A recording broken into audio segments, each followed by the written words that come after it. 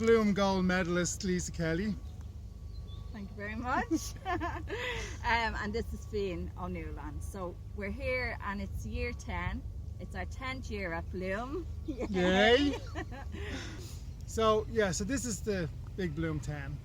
And actually we're standing at the moment in the walled gardens, and this is where we started year 1. Yeah, first garden was just right behind us, and when we were invited to come to do Bloom, we weren't too sure what it would be. We were just here for the fun of partaking in the show and the excitement and the challenge of putting something in a 3-week period, and then having 100,000 people come and look at it and want to engage with you. And big learning curve, because we both come from educational background. We weren't landscapers, so we had done Garden Show Ireland, we had done kind of Garden Heaven and a few smaller shows with installations, but not a big garden. And I guess we came in and we just kind of had a wheelbarrow and a shovel, and we were looking at the big crews fully kitted out with all of the machinery, and we thought, how are we going to get through this, you know? And we came in that morning and terrified that we were going to just get no medal.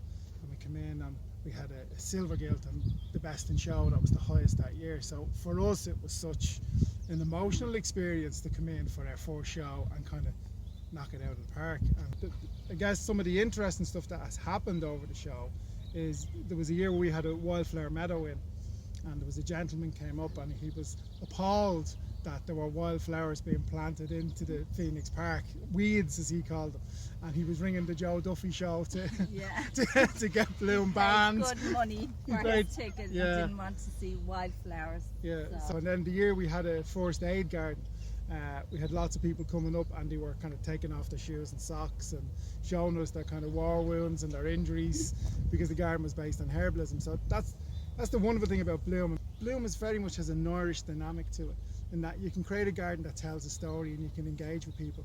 And some of the other shows, not to dismiss them because they have their own particular type of aesthetic, but you don't get that interaction. We've seen kind of from year 1 where lots of the people who would come in would be very much the gardenistas and the anoraks, and they're looking at the latest plant and the new plant, and they're very much people who would have gone to Chelsea, and you know, they had a big background in horticulture.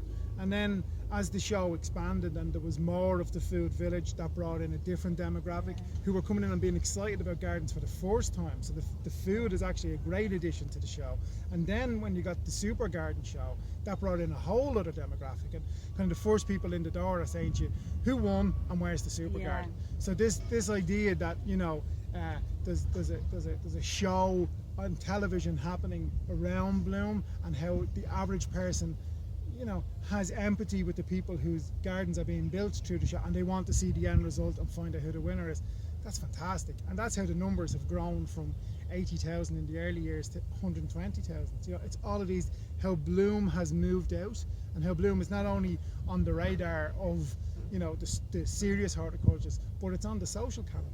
People come up to have a family day out at Bloom, you know, and they could be hours outside before they even get into the show gardens, and then they're wowed by the show gardens and go, oh yeah, it's a gardening show too, and fall in love with what they can do with their own garden space. But yeah, so then, you know, each year we've put in a different garden. Again, because we're not landscapers, we're able to kind of think outside the box on stuff, and you know, crash a spaceship into Bloom Hill, or you know, create something that's about habitat loss and bring kids over to the Copenhagen Climate Change Conference. So for us, Bloom really has been a really interesting experience, that each year, as soon as it finishes, we're plotting something really big for the following year. So Bloom never ends for us, really. So we know what we're doing next year already. You know, that's our show.